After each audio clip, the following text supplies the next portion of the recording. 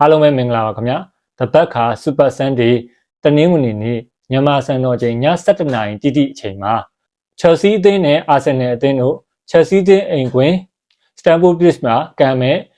Chelsea နဲ့ Arsenal ပွဲကြီးတစ်ပွဲရှိပါတယ်ဒီပွဲကြီးကိုတော့ကျွန်တော်ပွဲကြိုသုံးသက်ချက်နဲ့တကွာကျွန်တော်တင်ပြပေးခြင်းပါတယ်ပွဲကြိုသုံးသက်ချက်မတင်ပြခင်ကျွန်တော် Arsenal အသင်းရဲ့ possible first line up ကိုကျွန်တော်တင်ပြပေးခြင်းနဲ့ possible first line up မှာဆိုရင်ဂိုးသမားနေရာမှာ David Raya ခံစစ်ပိုင်းမှာ Timber, Saliba, Hincapié, Calafiori ဒါကတော့ခံစစ်ပိုင်းပေါ့ကွင်းလယ်ပိုင်းမှာကွင်းလယ်ဖြတ်မှာ Zubimendi, Declan Rice, Eze ဒါကတော့ကွင်းလယ်ပိုင်းပေါ့တိုက်စစ်ပိုင်းမှာဆိုရင်တော့တောင်ပန်နှစ်ဖက်မှာ Bukayo Saka နဲ့ Martinelli ပါမယ်ထောင်တိုက်စစ်နေရာမှာတော့ Miguel Merino ပါမယ်ဒီနေရာမှာ Leandro Trossard နာဝါတဲ့အတွက် Martinelli ကိုအစားထိုးထားခြင်းဖြစ်ပါတယ်ဒါကတော့ first line ပေါ့ second line မှာဆိုလို့ရှိရင်တော့ဂိုးသမားနေရာမှာ David Raya ခံစစ်ပိုင်းမှာအပြောင်းလဲရှိမယ် Benjamin White, Saliba, Hincapié, Lewis Kelly ဒါကတော့ခံစစ်ပိုင်းပေါ့ကွင်းလယ်ပိုင်းမှာဆိုရင် Zubimendi, Declan Rice, Eze ဒါကတော့ပြောင်းလဲမရှိဘူးတိုက်စစ်ပိုင်းမှာလည်းပြောင်းလဲမရှိဘူး Bukayo Saka နဲ့ Gabriel Martinelli ရံမယ်ထောင်တိုက်စစ်နေရာမှာ Miguel Merino ကိုထည့်ထားတယ်ဒါကတော့ possible second line ဖြစ်ပါတယ်ဘယ် line up နဲ့ထွက်လာမလဲဆိုတာတော့ကျွန်တော်တို့စောင့်ကြည့်ရမယ် Chelsea ရဲ့ first line up ကိုကျွန်တော်တင်ပြပေးခြင်းနဲ့ Chelsea ရဲ့ line up မှာဆိုရင် Chelsea က 4-2-3-1 နဲ့ကစားလာမှာဖြစ်တယ်Chelsea အနေနဲ့ဒီနေ့မှာဂိုးသမားနေရာမှာ Sanchez ကိုဖန်ခိုင်းတယ်အထောင်တိုက်စစ်နေရာမှာတော့ Chelsea ကစားသမားတွေဒီလက်ပါတယ် Joao Pedro ပါလာတယ် Joao Pedro ကတော့ကွင်းလယ်တိုက်စစ်ကစားမှာဖြစ်ပြီးတော့ Pedro Neto နဲ့ Gittins ကိုရန်ထားတာတွေ့ရတယ် Chelsea ကတိုက်စစ်ဖွင့်ကစားလာမှာဖြစ်တဲ့အတွက်ကြောင့်ဘောလုံးပွဲကတော့အပြန်လန်းအကျိတ်နဲ့ရှိလိမ့်မယ်လို့ကျွန်တော်မြင်တယ်ဒါကတော့ Chelsea ရဲ့ possible line up ဖြစ်ပါတယ် line up ကိုတင်ပြပြီးပြီဆိုတော့ဒီပွဲကိုကင်တွယ်မဲ့ဒိုင်လူကြီးကိုကျွန်တော်တင်ပြပေးခြင်းနဲ့ Chelsea နဲ့ Arsenal လန်ဒန်ဒါဘီပွဲစဉ်ကိုကင်တွယ်မဲ့ဒိုင်လူကြီးကတော့ဒိုင်လူကြီး Anthony Taylor ဖြစ်ပါတယ် Anthony Taylor ကတော့ Arsenal နဲ့ဆိုရင်အမြဲတမ်းအငင်းပွားပွဲရလက်တွေထပ်ပေါ်အောင်လုပ်တဲ့ဒိုင်ဖြစ်ပါတယ်ဒီကတုံးဒိုင်ကကျွန်တော်တို့အတွက်တော်တော်ကြီးကိုစိုးရင်ရတယ်ဒီဒိုင်ပါလာရင်တော့ကျွန်တော်တို့တေချာကစားရမယ်တေချာပြင်ဆင်ရမှာဖြစ်တယ်တစ်ဖက်အသင်းကလည်း Chelsea ဖြစ်တဲ့အတွက်ကြောင့်ကျွန်တော်တို့ဒီပွဲမှာ Chelsea ကိုခက်ခက်ခဲခဲအနိုင်ယူနိုင်မှအဆင်ပြေလိမ့်မယ်ထင်တယ်ဒါကတော့ကျွန်တော်တယောက်တည်းအမြင်ပေါ့နော်ဒါဆိုရင်ဒိုင်လူကြီးကိစ္စပြီးပြီဆိုတော့ head to head ကိုကျွန်တော်ပြချင်တယ် head to head က Arsenal အိမ်ကွင်းမှာကန်တာရော Chelsea အိမ်ကွင်းမှာကန်တာရောနောက်ဆုံး6ကြိမ်ဆက် head to head ကိုတင်ပြပေးမယ်နောက်ဆုံး6ကြိမ်ဆက် head to head မှာ Arsenal 1-0 နဲ့ Chelsea ကိုနိုင်ထားတဲ့အိမ်ကွင်းမှာ Chelsea ကွင်းမှာ 1-1 နဲ့တေချာထားတယ် Arsenal 5-0 နဲ့တောင် Chelsea ကိုနိုင်ထားတယ် Chelsea ကွင်းမှာ 2-2 နဲ့တေချာထားတယ် Arsenal 3-1 နဲ့အိမ်ကွင်းမှာနိုင်ထားတယ် Chelsea ကွင်းမှာ 0-1 နဲ့နိုင်ထားတယ်ဆိုတော့နောက်ဆုံး Arsenal အသင်း6ကြိမ်ဆက်မှာ Chelsea ကို4ပွဲနိုင်2ပွဲတည်ရလက်နဲ့လုံးဝရှုံးပွဲမရှိအောင်ကစားထားနိုင်တဲ့ head to head 6ကြိမ်ဖြစ်ပါတယ်ဒါကတော့ကွင်းမရွေးကစားထားတဲ့ head to head ဖြစ်ပါတယ်ဒါဆိုရင်ကျွန်တော်တို့ Chelsea ရဲ့အိမ်ကွင်းမှာကစားတဲ့ head to head နောက်ဆုံး5ကြိမ်ကိုတစ်ချက်ကြည့်ကြမယ် Chelsea ရဲ့အိမ်ကွင်းမှာကစားတဲ့နောက်ဆုံး head to head 5ကြိမ်မှာ Chelsea က 1-1 နဲ့တစ်ကြိမ်တည်ကြထားတယ် 2-2 နဲ့တစ်ကြိမ်တည်ကြထားတယ် 0-1 နဲ့တစ်ကြိမ်ရှုံးထားတယ် 2-4 နဲ့တစ်ကြိမ်ရှုံးထားတယ် 0-1 နဲ့တစ်ကြိမ်ထပ်ရှုံးထားတယ်ဆိုတော့ Chelsea ကွင်းမှာကစားခဲ့ရတဲ့ပွဲစဉ်တိုင်းမှာ Arsenal ကနောက်ဆုံး5ပွဲဆက်မှာ3ပွဲနိုင်2ပွဲတည်ရလက်ကို Arsenal ပိုင်ဆိုင်ထားတာကိုတွေ့ရတယ်ဒါကတော့Chelsea အိမ်ကွင်းမှာတွားကန်တဲ့ Arsenal ရဲ့ head to head တွေဖြစ်ပါတယ်ဆိုတော့ဒါဆိုရင် Chelsea ရဲ့နောက်ဆုံးလက်ရှိ form ကိုကျွန်တော်တို့တစ်ချက်ကြည့်မယ် Chelsea ကပုံစံကောင်းရနေတယ်ဗျ Chelsea ကနောက်ဆုံး3ပွဲဆက်မှာ Chelsea က Wolves ကို 3-0 Burnley ကို 0-2 Barca ကို 3-0 နဲ့နိုင်ထားတယ်ဆိုတော့ Chelsea က3ပွဲစလုံးမှာ 100% clean sheet ကိုစွမ်းဆောင်ရည်ရောတော်တော်ကောင်းတာကိုတွေ့ရတယ်3ပွဲကစားတည်ရပွဲမရှိရှုံးပွဲမရှိကစားထားနိုင်တဲ့ကလပ်အသင်းဖြစ်တယ်ဒါကတော့ Chelsea ရဲ့လက်တလော form ပုံစံကောင်းဖြစ်ပါတယ်ဒါဆိုရင် Arsenal အသင်းရဲ့လက်တလော form ပုံစံကောင်းကိုကြည့်မယ် Arsenal အသင်းကတော့ထွေထူးပြောစရာမလိုဘူး Sunderland ကို 2-2 နဲ့တည်ရကြတဲ့တပွဲကလွယ်လို့ကျန်တဲ့ပွဲတွေပုံစံကောင်းပြသတာဖြစ်တယ် Sunderland နဲ့ပွဲမှာအဝေးကွင်းမှာ 2-2 နဲ့တည်ရကြတယ် Arsenal အိမ်ကွင်းမှာ 4-1 နဲ့ Spurs ကိုနိုင်ခဲ့လို့ Bayern ကိုလည်း 3-1 နဲ့နိုင်ခဲ့တဲ့အတွက်ကြောင့် Arsenal ရဲ့နောက်ဆုံး3ပွဲမှာ2ပွဲနိုင်1ပွဲတည်လုံးဝရှုံးပွဲမရှိတဲ့ form ကိုရခဲ့တယ်အဝေးကွင်းမှာ Arsenal က Sunderland နဲ့ပွဲတစ်ပွဲပဲပေးကိုရှိတယ်ဆိုပေမဲ့ Sunderland ပွဲမှာ Arsenal ရဲ့ဒီရာသီပေးကိုအများဆုံးဖြစ်နေတာကိုကျွန်တော်တို့တွေ့ရတယ်ကျွန်တော်တို့ဒါဆို table ကိုတစ်ချက်ကြည့်မယ် table ကိုတစ်ချက်ကြည့်မယ်ဆိုရင် Arsenal အသင်းကလက်ရှိအနေအထားမှာ12ပွဲမှာ29မှတ်ရထားတယ် Chelsea ကလည်း12ပွဲမှာ23မှတ်ရထားတယ်ဆိုတော့ Chelsea Arsenal က6မှတ်กว่าတယ်အောက်မှာ Man City နဲ့က Arsenal ဆို9မှတ်กว่าတယ်ဆိုတော့ Arsenal ကဒီပွဲကိုအနိုင်ကစားမှာကိုကျွန်တော်တို့စဉ်းစားရမယ် တစ်ဖက်ကချက်စီကိုကြည့်မယ်ဆိုရင်ချက်စီကသူ့အိမ်ကွင်းဖြစ်တဲ့အတွက်ကြောင့်သူစူးစမ်းပြီးအားထုတ်လာမယ်ချက်စီနိုင်ခဲ့ရင်အာဆင်နယ်နဲ့3မှတ်กว่าဖြစ်မယ်ချက်စီတည်ကြခဲ့ရင်တော့အာဆင်နယ်နဲ့ချက်စီက5မှတ်กว่าလောက်ဖြစ်သွားမယ်အဲ့ဒီအတွက်ကြောင့်ချက်စီကစူးစမ်းလာမှာဖြစ်တယ်တစ်ဖက်ကမန်စီးတီးကိုကြည့်မယ်ဆိုရင်လည်းမန်စီးတီးကပွဲချောင်တယ်လို့ခေါ်ရမယ်မန်စီးတီးကတန်တဲ့ league နဲ့ကန်ရမှာဖြစ်တဲ့အတွက်ကြောင့်မန်စီးတီးအနေနဲ့ league ကိုသာနိုင်ခဲ့ရင်ချက်စီအထက်မှာယာယီနေရမှာဖြစ်ပါတယ်။ဘာကြောင့်လဲဆိုတော့စနေနေ့မန်စီးတီးကအစောပွဲ9နိုင်ခွဲကန်မှာဖြစ်တဲ့အတွက်မန်စီးတီးပြီးမှနောက်နေ့ချက်စီအာဆင်နယ်ကန်မှာဖြစ်လို့ဒါကြောင့်ချက်စီကအာဆင်နယ်ကိုအသေးအတန်ကစားလာမှာဖြစ်တယ်သူ့အိမ်ကွင်းဖြစ်တဲ့စံဖို့ဖြစ်တဲ့အတွက်ကြောင့်ချက်စီကအာဆင်နယ်ကိုတိုက်စစ်ဖွင့်ပြီးတော့မြိုင်ကစားလာလိမ့်မယ်လို့ကျွန်တော်တယောက်တည်းအမြင်ကသုံးသပ်ပါတယ်။ဒါဆိုရင်ကျွန်တော်တို့နောက်ဆုံးကန်ခဲ့တဲ့တရီနှစ်ပွဲကိုကြည့်မယ်။နောက်ဆုံးကန်ခဲ့တဲ့တရီနှစ်ပွဲမှာ1-1တစ်ချိန်ထွက်တဲ့နိုဝင်ဘာ10ရက်နေ့မှာကန်တဲ့ပွဲအဲ့ပွဲဆိုရင်ချက်စီနဲ့အာဆင်နယ်အကျိတ်နဲ့ရှိခဲ့တယ်အာဆင်နယ်အရင်သွင်းတယ်ချက်စီပြန်သွင်းတယ်ဆိုတော့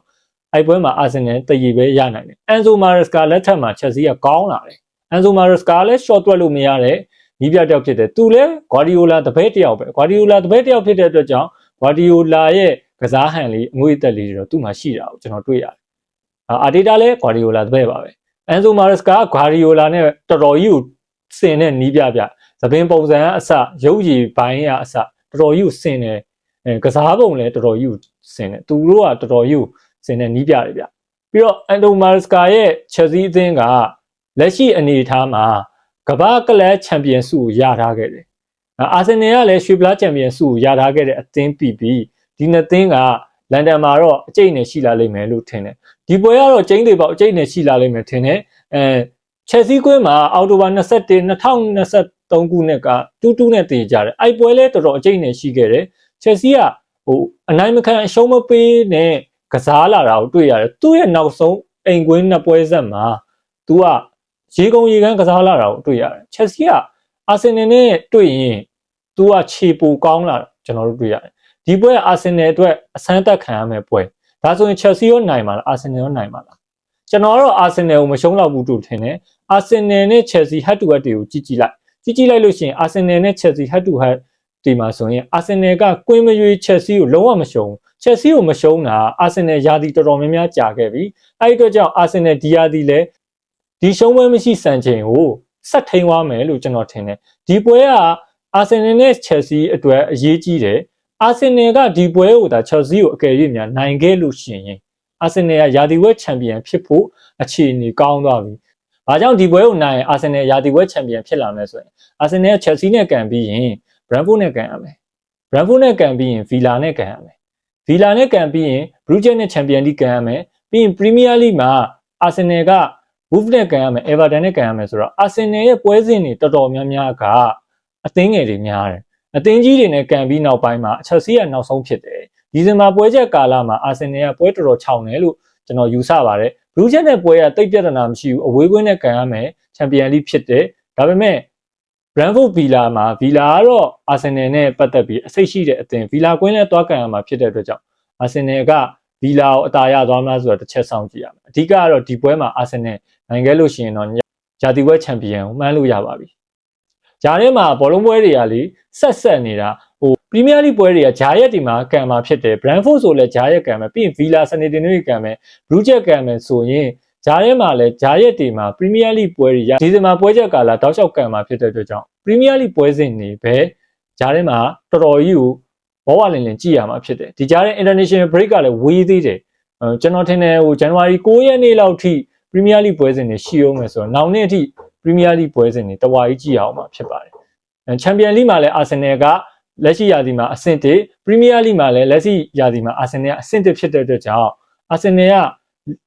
ဖလားနှလုံးစလုံးလမ်းကြောင်းပေါ်မှာအင်မတန်မှ 100% ကောင်းနေတာကိုတွေ့ရတယ်ပရီးမီးယားလိမှာတော့အိမ်ကွင်းရှုံးပွဲမရှိဘူးဒါပေမဲ့လီဗာပူးကိုတော့ရှုံးထားတယ်ချန်ပီယံလိမှာတော့အိမ်ကွင်းရောအဝေးကွင်းရောလုံးဝရှုံးပွဲမရှိပဲ9ပွဲကစား9ပွဲနိုင်တဲ့သင်းသေးတော့ချန်ပီယံလိအသင်းဖြစ်တယ်ဒါဆိုရင်အာဆင်နယ်နဲ့ချက်စီဘယ်သူနိုင်မှာလဲချက်စီအနေနဲ့လည်းတောင်တင်းတဲ့ကလပ်အသင်းတစ်သင်းမှာအန်ဆိုမာရက်စကာနဲ့မီဂေးအာတီတာကတော့လက်ရည်ညီတယ်လို့ခေါ်ရမယ်အန်ဆိုမာရက်စကာကွင်းမှာမီဂေးအာတီတာကအန်ဆိုမာရက်စကာကိုအသာမရခဲ့ဘူးချက်စီနဲ့ပတ်သက်ပြီးတော့ပေါ့နော်အဲ့တော့ကြောင့်အန်ဆိုမာရက်စကာကိုလည်း short တွက်လို့မရဘူးအာဆင်နယ်အသင်းကဒီနေ့ပွဲစဉ်ကနိုင်ခဲ့မယ်ဆိုရင်နောက်ဆုံးအသင်းကြီးတွေနဲ့ပွဲစဉ်တ 3ပွဲမှာဒီပွဲပါဝင်9မှတ်တိတိစုဆောင်းနိုင်မှာဖြစ်ပါတယ်အရင်နှစ်ကခံစစ်တွေနဲ့ဒီနှစ်ခံစစ်တွေကစားသမား10ယောက်အဝယ်စင်းမှာအာဆင်နယ်ကပုံများထားတာတွေ့ရတယ်အဲ့အတွက်ကြောင့်အာဆင်နယ်ကဒီယာဒီမှာဒီပွဲကိုအာဆင်နယ်နိုင်အောင်ကန်ရင်ယာဒီပွဲချန်ပီယံဖြစ်နိုင်တယ်အာဆင်နယ်ကိုတားဆီးနိုင်မဲ့အသင်းကတိတ်မတွေ့ရဘူးလီဗာပူးလောက်ပဲတွေ့ရတာတွေ့တယ်မန်စီးတီးလီဗာပူးကဒါအာဆင်နယ်အတာမရခဲ့တာတခြားအသင်းတွေကိုအာဆင်နယ်အတာရထားသေးတယ်လို့ကျွန်တော်တွေ့ရတယ်ဒါပေမဲ့ဆန်ဒါလန်ကိုတေးကြထားတာတော့အာဆင်နယ်အဝေးကွင်းမှာအားနည်းချက်ရှိတယ်လို့ကျွန်တော်မြင်တယ်ဒါပေမဲ့ဆန်ဒါလန်လောက် Chelsea pressure ပေးနိုင်မလားဆန်ဒါလန်လောက်သင်းလုံးရေကုန်ရေကန်တကွင်းလုံးတက်တင်းလုံးဆင်းအာဆင်နယ်ကို pressure ပေးနိုင်မလားဆိုတော့ကျွန်တော်တို့တစ်ဆက်ဆောင်ကြည့်ရမယ် Chelsea ဒီအာဆင်နယ်လောက်နောက်တန်းမလုံဘူးဒါပေမဲ့ Chelsea ကွင်းဆိုတော့လေကျွန်တော်တို့အန်တိုနီတေလာရဲ့ဆုံးဖြတ်ချက်တွေ VAR ဆုံးဖြတ်ချက်တွေကိုလည်းကျွန်တော်တို့ကြည့်ရှုရမှာဖြစ်တယ်ဒါဆိုရင်ဒီပွဲမှာ Victor Gyokeres တို့ Kayabet တို့ပါတိုင်းမှာ Victor Gyokeres တို့ Kayabet တို့ကိုလည်းအလင်းစလို့သုံးမှာမဟုတ်ဘူး။ဘာကြောင့်လဲဆိုတော့ training တွေဘာတွေညာတွေဆင်းပြီးကြက်ခိုင်မှုပြေဝမှာပဲသုံးမယ်လို့ထင်တယ်။Arteta အနေနဲ့လည်း Victor Gyokeres တို့ Kayabet တို့မရှိတယ်မာရီနိုတယောက်ရှိသေးတယ်။ပြီးတော့ Arsenal မှာက Martinelli ပြန်လာပြီးပြီးတော့ Bukayo Saka လည်းရှိတယ်ဆိုတော့ Madueke နဲ့ Eze အလဲကျကစားမယ်ဆိုရင်တော့ Arsenal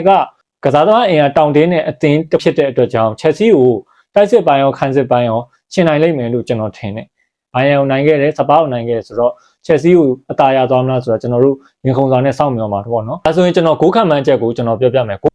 ဂိုးရလက်အနေနဲ့တော့ Z1 1-2 မှန်းပါတယ်။ Chelsea ဂိုးရခဲ့ရင်1-2ဖြစ်မယ်။ Chelsea ဂိုးမရခဲ့ရင်တော့ Z1 ဖြစ်မယ်။ Arsenal နိုင်ပါစေလို့ကျွန်တော်ဆုတောင်းပါတယ်။ဒီနေရာမှာကျွန်တော်တခုပြောချင်ပါတယ်။စောင်းဝင်လာပြီးArsenal ပြုတ်ကြမှာလားချေချော်မှာလားဘာညာတွေးမနေပါနဲ့19သင်းဖန်တွေအနေနဲ့လည်းကိုယ်အသင်းကိုဂရုစိုက်ကြပါအာဆင်နယ်က Chelsea ကိုနိုင်သွားပြီဆိုတာနဲ့ Brentford နဲ့ကန်ပြီးတောက်လျှောက်ကဒီဇင်ဘာလထဲမှာ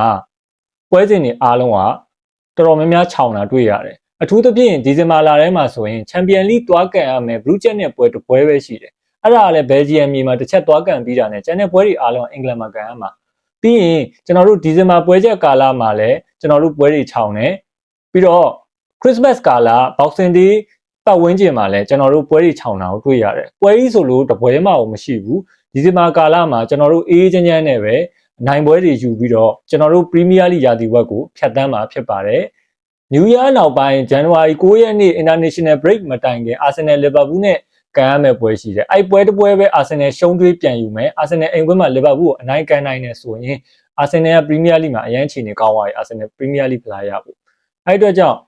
အာဆင်နယ်အနေနဲ့ကိုအသင်းကိုအာရုံစိုက်သွားမယ်ကိုလောက်ကိုလောက်သွားမယ်အာတီတာနဲ့အာဆင်နယ်ကစားသမားတွေဒီယာဒီအောင်မြင်မှုကိုအေးစစ်စစ်တတရရဒီဇင်ဘာညချမ်းမှာကြည့်ရမှာဖြစ်ပါတယ်ပြီးတော့ဒီဇင်ဘာလထဲမှာပရီးမီးယားလိပွဲစဉ်တွေအများအများရှိတဲ့အတွက်ပရီးမီးယားလိပွဲတွေကိုလည်းတဝါကြီးကြည့်ရမှာဖြစ်ပါတယ်ကျွန်တော်ဒီဇင်ဘာလထဲမှာလည်းပွဲကြိုသုံးသက်ချက်တွေပုံမှန်ပွဲပြီးသုံးသက်ချက်တွေတင်ပေးပါအောင်မယ်ပြီးတော့ကျွန်တော်တို့ကာလင်းဖလားမှာလည်း Crystal Palace တက်ကန်ရမယ်အဲ့ပွဲတစ်ပွဲရတော့ကျွန်တော်တို့တစ်ချက်ရှိတယ်အဲ့ပွဲမှာ Crystal Palace ကိုထပ်နိုင်မယ်ဆိုရင်ကျွန်တော်တို့တော်တော်အခြေအနေကောင်းသွားပြီဒါဆိုရင်ဖလား၃လုံးလမ်းကြောင်းပေါ်မှာကျွန်တော်တို့ရောက်ရှိနိုင်တယ်ဒီဟာဒီအာဆင်နယ်ကရသမျှဖလားအကုန်ယူရမှာကျွန်တော်ကတော့ပွဲချက်ကာလမှာအာဆင်နယ်6မှတ်စုဆောင်းနိုင်တယ်Chelsea နဲ့ဒီတစ်ပွဲမှာနောက်ထပ်3မှတ်ထပ်စုဆောင်းနိုင်လို့9မှတ်အထိစုဆောင်းနိုင်တယ်ဆိုတော့အာဆင်နယ်ကပွဲချက်ကာလမှာအမှတ်တော်တော်များများစုဆောင်းနိုင်တာကိုတွေ့ရပရီးမီးယားလိမှာအာဆင်နယ်အမှတ်မစုဆောင်းနိုင်တဲ့ပွဲနှစ်ပွဲကတော့ပွဲနှစ်ပွဲဖြစ်တယ်မန်စီးတီးနဲ့လီဗာပူးပါတယ်ပြီးတော့ဆန်ဒါလန်လိုအသင်းမျိုးကိုအာဆင်နယ်မနိုင်လိုက်ဘူးအဲ့လိုအနေထားမှာအာဆင်နယ်ကအမှတ်ရော့ခဲ့တယ်အာတီတာပြောသလိုပဲပေါ့နော်ရမှတ်100မှမရရင်ပရီးမီးယားလိဖလားကရဖို့မလွယ်ဘူးလို့သူပြောတယ်ဒါပေမဲ့ဒီယာဒီကတော့ရမှတ်100နီးပါးရလိမ့်မယ်လို့ကျွန်တော်မြင်တယ်ရမှတ်100ကျော်သွားတော့လည်းအကောင်းဆုံးပေါ့ဗျာInternational Break မှာ International Break မတိုင်ခင် Premier League ဖလားအတွက် Premier League မှာအမှတ်များများစုဆောင်းနိုင်ဖို့ကျွန်တော်တို့အတွက်အရန်ရေးကြီးပါတယ်ရာသီဝက်ချန်ပီယံဖြစ်ပြီးနောက်ပိုင်းမှာ Premier League Title Race မှာနောက်ထပ်19ပွဲကန်ပြီးရင်ကျွန်တော်တို့က Premier League ဖလားကိုရပြီ19ပွဲတောင်ကန်ကြရမလို့ဥပမာအသင်းကြီးတစ်သင်းက15မှတ်လောက်กว่าပြီဆို Premier League ကိုကြိုပေးတာဖြစ်ဒါကတော့ brother တို့အားလုံးအသိပဲဖြစ်မှာပါ Premier League ကအမှတ်ဖြတ်ထားနိုင်လေကြိုရလေဆိုတော့ Arsenal အနေနဲ့ဒီခုဒီဇင်ဘာပွဲချက်ကာလမှာအသင်းတော်တော်များများပွဲချက်ရှင်ချက်လိမ့်မယ် Arsenal ပွဲချောင်ကာလဖြစ်သွားတဲ့အတွက်ကြောင့်ဒီအသင်းငယ်တွေအလဲလက်အသင်းတွေကိုပုံမှန်အနိုင်ယူပြီး3မှတ်ယူသွားနိုင် Arsenal ကအမှတ်အများကြီးစုဆောင်းနိုင်မယ်ဆိုရင်ရမှတ်100လောက်ရရင်တော့ Premier League ဖလားကိုရဖို့အရန်ကိုကျင်းသေးသွားပါပြီပြီးတော့ Victor Gyokeres တို့ Kayabet တို့ခြားကစားသမားတွေဒဏ်ရာပြဿနာနဲ့ရင်ဆိုင်ရတဲ့ကစားသမားတွေပြန်လာရင်လည်း Arsenal ဒီတက် ပို့တောင်းတင်းဖို့လည်းရှိပါတယ်အဲ့အတွက်ကြောင့်ကိုအသင်းကိုပဲစိတ်ပူပါသူများအသင်းကိုစိတ်မပူပါနဲ့အာဆင်နယ်စောင်းဝင်ပြီဆိုတာကရာသီတိုင်းမမှန်ပါဘူးဒီရာသီကတော့လုံးဝမမှန်တော့ပါဘူးအာဆင်နယ်ကတဖြည်းဖြည်းပိုကောင်းလာပါတယ်အာဆင်နယ်ကိုရှင်နိုင်တဲ့အသင်းကအင်မတန်မှနည်းပါတယ်မနေ့ကဘိုင်ယန်မြူနစ်ကကုမ္ပဏီဆိုဗာပြောလဲဆိုတော့အာဆင်နယ်ကတဲ့နောက်တစ်ချိန်ကျွန်တော်တို့နဲ့ထပ်ကန်ခြင်းသေးလားတဲ့ကျွန်တော်တို့ထပ်ကန်ခြင်းသေးတယ်အာဆင်နယ်နဲ့ထပ်ပြီးတော့ကွာတာဖိုင်နယ်ဆီမီဖိုင်နယ်ရှုံးထွက်အဆင့်တွေမှာကျွန်တော်တို့ထပ်တွေ့ခြင်းသေးတယ်တဲ့သူပြောချင်တာကတော့ဘိုင်ယန်အိမ်ကွင်းလာကန်စေချင်တာပေါ့ဘိုင်ယန်အိမ်ကွင်းမှာသူ့ကိုအသာရနိုင်မလားပေါ့သူကကုမ္ပဏီကတွေးလို့ဆန်တာပြီးတော့ Kimmich ကလည်းအာဆင်နယ်ကိုပြောထားတာရတာမျိုးအာဆင်နယ်ကတဲ့အသင်းကောင်းတဲ့မဟုတ်ဘူးတဲ့အာဆင်နယ်အသင်းကြီးတဲ့အသင်းကောင်းတဲ့ဆိုတာကျွန်တော်မယုံဘူးလို့ပြောတာဒါကအာဆင်နယ်နဲ့ပတ်သက်ပြီးတော့သူတို့အရှုံးကိုလက်မခံနိုင်တာပဲကျွန်တော်ပြောတာအသင်းဒီဘယ်တော့မှလည်းမရှုံးနိုင်ဘူးဘယ်တော့မှလည်းမနိုင်နိုင်ဘူးအသင်းဆိုတာကခြေစွမ်းအတက်ကြရှိမယ်ဒါမျိုးကိုလက်ခံရမယ်ဒါကိုလက်မခံနိုင်မဲနဲ့သူတို့ရှုံးမဲနေလေကျွန်တော်ကတော့ဘိုင်ယန်ကိုပြောမှာပဲဘိုင်ယန်နောက်တစ်ချိန်အာဆင်နယ်နဲ့ရှင်ကန်လို့ရတယ်ကျွန်တော်တို့ကတော့စောင့်နေမှာပဲဘိုင်ယန်ပြီးရင်ကျွန်တော်တို့ကန်ရမယ့်အသင်းတွေရှိပါတယ်ချန်ပီယံလိမှာအင်တာလိုအသင်းမျိုးလည်းရှိပါတယ်ဒီအသင်းတွေအကုန်လုံးကိုကြော်ဖြတ်မှာအဓိကကလေကျွန်တော်တို့ဖြစ်နေတဲ့ပြဿနာဘာလဲဆိုတော့ကုမ္ပဏီကနားမလဲတာကုမ္ပဏီနားမလဲဘူးဆိုတော့ဘာလဲဆိုတော့ကုမ္ပဏီကပရီးမီးယားလိမှာဘန်လီနဲ့သူကတိုးခဲ့တာဘန်လီကိုတန်းတင်ပေးခဲ့တာမှန်တယ်ဘန်လီပြီးတော့တန်းပြန်ဆင်းသွားတယ်သူဘန်လီကိုတန်းတင်ကြံရအောင်မကြိုးစပန်းနိုင်ဘူးပြီးတော့ဘန်လီတန်းပြန်ဆင်းပြီးနောက်ပိုင်းမှာကုမ္ပဏီကိုတော်မတ်တူကယ်ကိုထုတ်ပြီးတော့ကုမ္ပဏီကိုခန့်လိုက်တယ်အဲ့ဒီမှာကုမ္ပဏီကသူ့ကိုယ်သူအရန် confidence ရှိသွားတယ်ပေါ့ဗျာဒါပေမဲ့လို့လေတော်မတ်တူကယ်ကင်ခဲ့တဲ့အတင်းသူလိုက်တင်လေးကင်ပေးရတာအဓိကဘိုင်ယန်မြူးလစ်လိုအသင်းမျိုးကဘယ်နည်းပြကင်ဟိုဒီလိုမျိုးကြီးဟိုအဆင့်တက်ကနေဆင်းမဲ့အသင်းမဟုတ်ဘူးလीသူ့ league မှာ तू ကဘလူးပဲဆရာကြီးပဲဘာကြောင့်လဲဆိုတော့ league အဆင့်အတန်းကျွန်တော်ပြောပြတာခြေအဆင့်တန်းกว่าအာဆင်နယ်ကဘာကြောင့်ဒီရာသီမှာဟို Premier League မှာအဆင့်1ချန်ပီယံလိမှာအဆင့်1ဘာကြောင့်ရခဲ့လဲဘာကြောင့်ရခဲ့လဲဆိုတော့အာဆင်နယ်ရှင်ခဲ့ရတဲ့အာဆင်နယ်နောက်ဆုံးအာတီတာရှင်ခဲ့ရတဲ့နောက်ဆုံး top plus 900ဒီမှာအာတီတာရဲ့ title contender နှစ်သင်းကိုကြည်လိုက်ဘယ်အသင်းတွေဖြစ်မလဲမန်စီးတီးအဓိကပြိုင်ဘက်တိုင်တက်ကွန်တနာနောက်တစ်သင်းကလီဗာပူးအဲ့နှစ်သင်းကိုအာဆင်နယ်ကရှင်ဖိုက်ပြီးတော့အာဆင်နယ်ကကစားသမားစုဆောင်းပြီးတော့နီးစနစ်တွေအတွေ့အကြုံတွေယူပြီးတော့နေခဲ့လို့လောက်ခဲ့လို့အခုချန်ပီယံလိမှာအဆင့်1ရတယ်ပရီးမီးယားလိမှာအဆင့်1ရတယ်ဒါကမန်စီးတီးကြောင့်လီဗာပူးကြောင့်ကျွန်တော်တို့ကအကောင်းဆုံးအရှုံးသမားတွေရာသီတိုင်းအဆင့်1ရခဲ့တာ300စီတက်အကောင်းဆုံးအရှုံးသမားပရီးမီးယားလိမှာအဆင့်3ရလို့လည်းမရှုံးအဆင့်4ရလို့လည်းမရှုံးအဆင့်20ရလို့လည်းမရှုံးအဆင့်2ရတာအကောင်းဆုံးရှုံးသမားဘာကြောင့်ဒီစကားကိုပြောတာလဲဆိုတော့ကျွန်တော်တို့ကချန်ပီယံဆုနဲ့ရာသီတိုင်းလွဲခဲ့တာဒီရာသီအာဆင်နယ်ကချန်ပီယံဆုရမှာအဲ့အတွက်ကြောင့်ကုမ္ပဏီကဘောလုံးအကြောင်းတော်တော်နားမလဲတာဘာနားမလဲဘူးလဲဆိုတော့ तू ကဘန်လီလောင်းနဲ့တန်းတင်ပေးတဲ့နီးပြအာဆင်နယ်အာတီတာစကင်တော့ကလေဘာမှမရှိဘူးခံစစ်ဆိုတာဖျို့ဖျဲကွင်းလေအဖြက်ဆိုတာလည်းဖျို့ဖျဲတဖြည်းဖြည်းတိဆောက်လာတာအသင်းကိုအဲ့ဒီတိဆောက်မှုတွေအားလုံးကလည်းဂွာဒီယိုလာရဲ့နီးစနစ်တွေယူပြီးတိဆောက်ခဲ့တာဂွာဒီယိုလာရဲ့တပည့်အရင်းတွေဖြစ်ခဲ့လို့သူတို့ကလည်းဂွာဒီယိုလာနဲ့တိုင်ပင်ဆွေးနွေးပြီးတော့လုပ်ခဲ့လို့အာဆင်နယ်နဲ့အာတီတာဒီချိန်ထိရောက်လာခဲ့တာအခုအန်ဆိုမာစကာနဲ့တွေ့ရမယ်ဟိုအားလုံးကပရီးမီးယားလိကပြောရမယ်ဆိုရင်ဂွာဒီယိုလာလက်ထက်နီးပြတွေများတယ်ဒါပေမဲ့လိအဆင့်အတန်းကောင်းဖို့ခြေအဆင့်တန်းကောင်းဖို့ဟာတိုက်တဲ့ကွန်နက်တာ2ယောက်ကိုအမြဲတမ်းရှင်ပြိုင်နေရတယ်အာဆင်နယ်ကဟိုမန်စီးတီးတို့လီဗာပူးတို့အထင်မြင်သေးခြင်းလဲသေးခြင်းစရာမင်းအာဆင်နယ်ဖလားမရပါဘူးဆိုရာသီတိုင်းပြောနေတာဆာလာတို့မေးကြည့်ဟာလန်တို့မေးကြည့်လုံးဝအထင်မကြီးဘူးအခုချိန်မှာဆာလာရောဟာလန်ကိုပြန်ခေါ်လိုက်အမ်ရိတ်မှာတပွဲလာကန်ကြီးလို့အာဆင်နယ်နဲ့လွယ်အောင်မလားလို့အရင်နှစ်တွေတမိုင်းနေမပြောနဲ့လက်ရှိအနေအထားကိုပြောလိုက်သူတို့မကန်နိုင်တော့ဘူးဟာလန်ကတကယ်ကောင်းတဲ့ကစားသမားသူထရပယ်ရတာတယ်ဆာလာတကယ်အိုင်ကွန်ကစားသမားတကယ်ကောင်းတယ်ဒါပေမဲ့သူ့ရဲ့ဒီ prime အချိန်တွေကကုန်ခဲ့ပြီအဲ့တော့ကြောင့်ဆာလာလည်းသူလည်း retire ဖြစ်မှာပဲချိန်တိုင်းသူ retire ယူမယ်ကစားသမားဘဝအနားယူမယ်ကောင်းခဲ့တာလည်းပြီးသွားပြီဆာလာလိုကျွန်တော်တို့အသင်းမှာအခုဘူကောက်ဆာကကောင်းနေရပဲဒါမျိုးကစားသမားတွေအသစ်တွေထွက်လာမယ်လေအဟောင်းတွေကတော့ retire ဖြစ်မှာပေါ့ဟာလန်ငယ်သေးတာမှန်တယ်ဒါပေမဲ့သူ့မှာကခုနကပြောသလိုမျိုးအာဆင်နယ်မှာ Odegaard မရှိရင် Eze ရှိတယ် Eze ရဲ့ပံ့ပိုးမှုတွေကနေဂိုးရတယ်ဒီကလန်ရိုက်စ် Eze 2ယောက်နဲ့ပံ့ပိုးမှုတွေကနေအာဆင်နယ်မှာဂိုးရဒီ Brian ကိုရောင်းလိုက်တယ်နပိုလီကိုဟာလန်ငုတ်တုံမိပါဘာကြောင့်လဲဟာလန်ရဲ့တိုက်စစ်မှာလုံးဝအဆင်မပြေတော့အဲ့အတွက်ကြောင့် အာဆင်နယ်ကမန်စီးတီးတွေလီဗာပူးတွေကိုရှင်ခဲ့တဲ့ယာတီတိုင်းအတွေ့အကြုံတွေမခံကျင်စိတ်တွေကြောင့်ဒီယာတီမှာပရီးမီးယားလိအဆင့်1ချန်ပီယံလိမှာအဆင့်1ဖြစ်တယ်ဒါကဘသူ့ကိုမေးအကုန်သိတယ်အာဆင်နယ်ကယာတီတိုင်းလဲအဆင့်1နဲ့အဆုံးသတ်ခဲ့ရတာလဲရင်နာစရာကောင်းတယ်ဒီယာတီကကျွန်တော်တို့ပရီးမီးယားလိချန်ပီယံရမှာကျွန်တော်တို့ဒီယာတီမှမရကျွန်တော်တို့ဘယ်ယာတီမှမရတော့နောင်လည်းမရတော့နောက်လည်းမမျှော်လင့်တော့ကျွန်တော်တို့မေဂျာထရိုဖီမရတာ22ရာတီရှိပြီဒီ22နှစ်မှာကျွန်တော်တို့မေဂျာထရိုဖီနဲ့ဝေးခဲ့ရတယ်တကယ်ကျွန်တော်တို့လိုချင်တဲ့ပရီးမီးယားလိဖလားကြီးနဲ့ဝေးခဲ့ရတယ်ကျွန်တော်တို့ဆိုရင်မန်စီးတီး triple ရတဲ့နှစ်ကဆိုကျွန်တော်တို့အရန်ခံစား2မှတ်ထဲနဲ့ကပ်ပြုတ်တယ်ပြီးတော့အာဆင်ဝင်းကခေတ်ကလက်စတာနဲ့တော့ကျွန်တော်တို့ပရီးမီးယားလိချန်ပီယံကပ်ပြုတ်တယ်အဲ့ဒီနှစ်တွေကျွန်တော်တို့ရင်းနာစရာတွေအဲ့ဒီနှစ်တာကျွန်တော်တို့ရလိုက်ရင်လည်းကျွန်တော်တို့ဂျားထဲမှာ22ရာတီကြာမနေဘူးဒါကတော့ဒီနှစ်ကတော့ရရင်ရသလောက်အကုန်သိမ်းမယ်ကာလင်းလည်းသိမ်းမယ် FA လည်းသိမ်းမယ်ပရီးမီးယားလိလည်းသိမ်းမယ်ချန်ပီယံလိသိမ်းမယ်အကုန်သိမ်းပါပဲရရင်ရလောက်သိမ်းပါသိမ်းမဲ့ပုံစံလည်းရှိတယ်အာဒီတာရဲ့ပုံစံနဲ့ assist နီးပြနဲ့ဂျိုဗာနဲ့တထေးနဲ့အန်ရီဘာဒါလူဝယ်တဲ့အားနဲ့ကစားသမား8ယောက်အသစ်နဲ့အန်ဝင်တဲ့ကစားသမားတွေနဲ့ရှီရင်းတဲ့ကစားသမားတွေနဲ့အာဆင်နယ်က2သိန်းစာရှိတယ်အခုလက်ရှိအနေထားမှာဒဏ်ရာပြဿနာအာဆင်နယ်အတွက်ခေါင်းမစားဘူးတယောက်ပြီးတယောက်ရှိနေတာပဲသူကလုံးဝအရန်ကိုကြစ်လက်တောင်တင်းတဲ့အသင်းကြီးဖြစ်သွားပြီအဲ့အတွက်ကြောင့်စောင်းဝင်တာအာဆင်နယ်နဲ့လုံးဝမဆိုင်တော့ဘူးစောင်းဝင်ချင်းချိန်စာစုခြေဖြတ်မှာအာဆင်နယ်ပဲတခြားအသင်းတွေဒါစောင်းဝင်ပြီးတော့အေးခဲပြီးတော့မကြံခဲ့စေနဲ့တတိထားပါအဆုံးထိကြည့်ရှုပေးကြလို့ brother တယောက်ချင်းစီတိုင်းအောင်လည်းကျေးဇူးအများကြီးတင်ပါတယ်ခင်ဗျာ